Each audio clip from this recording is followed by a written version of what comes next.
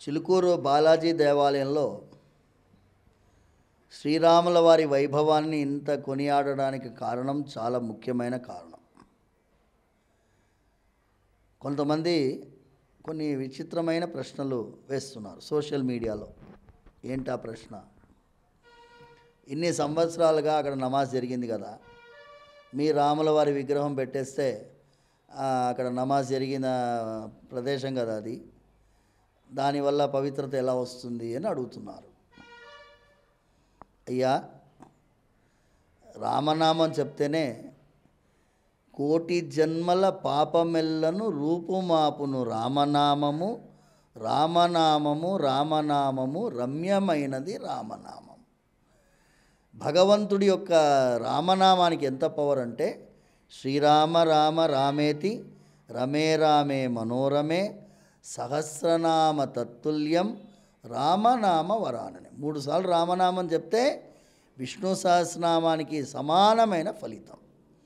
3 సార్లు రామనామం చెప్తే కోటి జన్మల పాపాలు ఎగిరిపోతాయి. అంటే ఒకటి చెప్తేనే అన్ని కోట్ల మంది రామనామం పారాయణం చేయబోతున్నారు. హనుమాన్ చాలీసా చేయబోతున్నారు. ప్రతి ఇంట్లో రామనామ పారాయణం జరుగుతున్నది. కొంతమంది రామకోటి రాస్తున్నారు. అంటే అంతా రామమయమైనటువంటి ఈ దేశంలో కొంతమంది చేసిన నమాజ్ వల్ల ఏమీ కాదు నాయన. మీ అందరూ గుర్తుపెట్టుకోండి, రామనామం యొక్క పవర్ సామాన్యమైంది కాదు. ఈ దేశంలో ఉడతకి మీరందరూ గమనించుంటారు, ఈ దేశంలో పుట్టే ఉడతలకి 3 గీతలు ఉంటాయి. గమనించారా మీరందరూ? 3 గీతలు ఉంటాయి ఉడతకి. ఇదే ఉడత ఆఫ్రికాలో పుట్టే ఉడతకి 3 గీతలు ఉండవు. అమెరికాలో పుట్టే ఉడతకి స్క్విరిల్ ఫ్యామిలీ, వాటికి 3 గీతలు ఉండవు. రాముల వారి యొక్క సంబంధం వల్ల అప్పుడెప్పుడో ఒక ఉడత చిన్న రాయి, అది కూడా ఇసుక రాయి. ఉడత ఎంత పెద్ద రాయి మోస్తుంది? ఇంతకంటే ఎక్కువ మోయలేదు. అంత చిన్న రాతిని మోసుకొని పోయి వంతెన మీద వేసినందుకు ఆ రాముల వారు ఉడతని తీసుకొని ఉడత మీద చేయి పెట్టి 3 వేళ్లతో నిమిరారు. ఆ 3 వేళ్లతో నిమిరినటువంటి ఆ ఉడత జాతికి అన్నిటికీ కూడా రాముల వారి గీతలు పడ్డాయి. అంటే ఒక జాతికి కొన్ని లక్షల సంవత్సరాల ముందు జరిగినటువంటి ఆ చిన్న ఉపకారాన్ని గుర్తుగా రాముల వారు ఆ ఉడత జాతినే కొనియాడేటట్టు చేశారు. ఇప్పుడు రామ్నాథ్ కోవింద్ గారు ఇంతకుముందు ప్రెసిడెంట్గా ఉండినారు. ఇప్పుడు ఉండేటటువంటి ద్రౌపది ముర్ము గారి కంటే ముందు రామ్నాథ్ కోవింద్ గారు ప్రెసిడెంట్ ఆఫ్ ఇండియాగా ఉండినప్పుడు మేము ఇదే రామరాజ్య స్థాపన గురించి మేము ఒక ఉత్తరం రాయడం జరిగింది.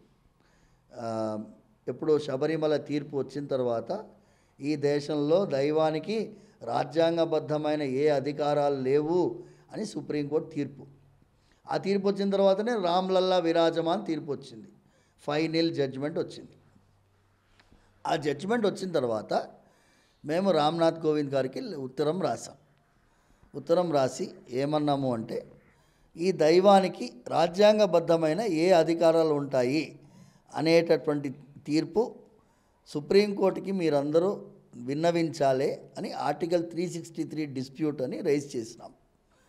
రామ్నాథ్ కోవింద్ గారు మునివాహన జాతికి చెందినవారు. అంటే తిరుప్పానాళ్వార్, ఇప్పుడు షెడ్యూల్ క్యాస్ట్ అంటారు కదా, వారు ఇది ప్రశ్నని క్యాబినెట్కి రెఫర్ చేశారు. వారికి మేము ధన్యోస్మి చెప్తాం. అసలు మేము ప్రపోజ్ చేసింది రామ్నాథ్ కోవింద్ గారికి భారతరత్న ఇవ్వాలి. ఎందుకంటే రామరాజ్యమే ఈ దేశంలో నడుస్తున్న దానికి వ్యతిరేకంగా సుప్రీంకోర్టు తీర్పు ఇచ్చింది కాబట్టి 143 రెఫరెన్స్ సుప్రీంకోర్టుకి పంపించాలని చెప్పి క్యాబినెట్కి రాశారు. మన దురదృష్టవశాత్తు అధికారులకి అర్థం కాలేదు. ఆ ఫైల్ మళ్ళీ తిరిగి పంపించారు. సుప్రీంకోర్టు తీర్పునే శిరోధార్యం అని చెప్పి పంపించారు. దాని మీద ఇప్పుడు మళ్ళీ ద్రౌపది ముర్ము గారికి ఇంకొక లెటర్ రాయడం జరిగింది. ద్రౌపది ముర్ము గారు నిషాదరాజు యొక్క జాతి. ఇప్పుడు నిషాదరాజు అంటే గుహుడు శ్రీరాముల వారిని గట్టిగా కౌగిలించుకున్నాడు. రాముల వారు నిషాదరాజు గుహుడిని కౌగిలించుకుంటే వాల్మీకి రామాయణంలో వాల్మీకి వర్ణిస్తున్నారు. నిషాదరాజ సౌహృద సూచిత సౌశీల్య సాగరా అంటున్నారు. శ్రీరాముల వారికి ఎంత సౌశీల్యం గుణం తెలుసా అని కౌగిలించినటువంటి నిషాదరాజు నడుమ గాలి కూడా ప్రవేశించలేనటువంటి గట్టిగా రాముల వారు ఆ నిషాదరాజుని కౌగిలించుకున్నారు. అంత ప్రేమ వాత్సల్యము, అన్ని జాతులకు చెందిన వాళ్ళు, అందరితో ప్రేమతో ఉండేటటువంటి ఆ శ్రీరాముడు మనందరినీ ఆశీర్వదించుగాక అని మనస్ఫూర్తిగా ప్రార్థిస్తున్నాము. ఈ ఆర్టికల్ 363 డిస్ప్యూట్ ద్వారా ఈ దేశంలో పునశ్చ రాజ్యాంగాన్ని సరిగ్గా ఇంటర్ప్రెట్ చేయాలి. ఆర్టికల్ 26 సరిగ్గా ఇంటర్ప్రెట్ చేయాలి.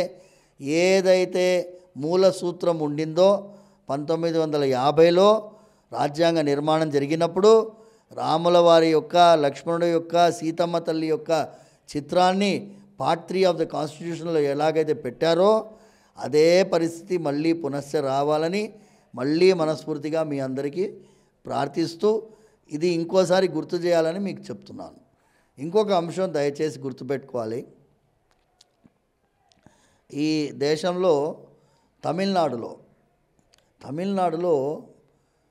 రామాయణం ఎన్నో ప్రదేశాల్లో వేరే వేరే కవులు రాసినారు.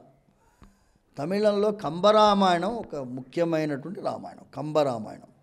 ఈ కంబరామాయణంలో రామనామ వైభవాన్ని కొనియాడడం జరిగింది. వాల్మీకి రామాయణంలో రామనామ వైభవం లేదు, రామచరిత మానస్లో రామనామ వైభవం గురించి చెప్పబడలేదు. కానీ కంబరామాయణంలో రామనామ యొక్క వైభవాన్ని చెప్పడం జరిగింది. ఏ ఘట్టము అంటే కిష్కింధాకాండలో ఆఖరి సమయంలో సంపాతి, ఎవరైతే జటాయు పక్షి యొక్క అన్న, ఆయన రెక్కలన్నీ కాలిపోతాయి. జటాయుని రక్షించడానికి సంపాతి తన రెక్కలు కాలిపోతే అప్పుడు ఒక అశరీరి, నువ్వు రామనామం చెప్తే నీ రెక్కలు నీకు వచ్చేస్తాయి, వానరులు నిన్ను వెతుక్కుంటూ వచ్చినప్పుడు ఈ రామనామం చెప్పడానికి సమయం వచ్చిందని భావించు అని చెప్తారు. అదే సంపాతి సముద్రం ఒడ్డున వెళ్ళి రామనామాన్ని గట్టిగా పారాయణం చేయడం వల్ల సంపాతికి రెక్కలు మళ్ళీ మొలిచి సంపాతి ఎగిరి ఆకాశంలో విహరించింది అని చెప్పి కంబరామాయణంలో వృత్తాంతం ఉన్నది. అంటే రామనామం అంత పవర్ఫుల్. పోయినటువంటి రెక్కల్ని తిరిగి ఇచ్చినట్టుగానే మనందరికీ కూడా ఐశ్వర్యాన్ని, ఆరోగ్యాన్ని, ఇబ్బందులు ఏమైనా ఉంటే అవన్నీ పోగొట్టి సౌఖ్యాన్ని, సౌభాగ్యాన్ని, ఆయుష్ని అన్నీ మళ్ళీ ప్రసాదించాలని మనస్ఫూర్తిగా ప్రార్థిస్తూ జై శ్రీరామ్, జై జై శ్రీరామ్.